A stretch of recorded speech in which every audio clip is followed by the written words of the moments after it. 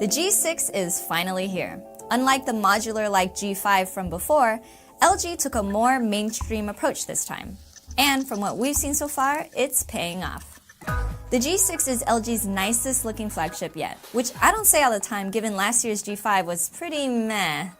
But the G6 has a really polished design. Its 5.7-inch display features an 18:9 aspect ratio, which is uncommon considering most phones are 16:9. Because of this, some movies can make full use of that display without any letterboxing on the sides. The G6 is also LG's first dust and water-resistant flagship.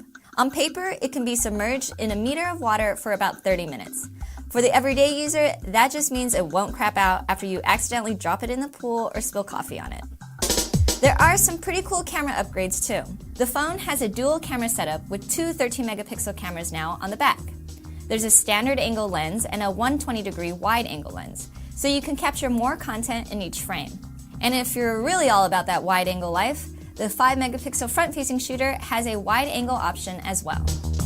One of my favorite things about the camera is a new interface feature where you can see the gallery stream as you take photos.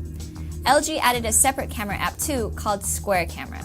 Aimed at hardcore Instagram users, it offers a number of different tools so you can take neat square photos. What's the weather today? Another software feature is Google's signature AI assistant, which is baked right in. Aside from the Google Pixels, the G6 is the only other phone so far to have this natively. You can chat with Assistant and use it to look up things like random facts, the news, and nearby places. Unfortunately, the G6 does not have a removable battery. To longtime LG fans, this might come as a disappointment since LG has been one of the few companies to feature swappable batteries in its flagships. But it's not all bad.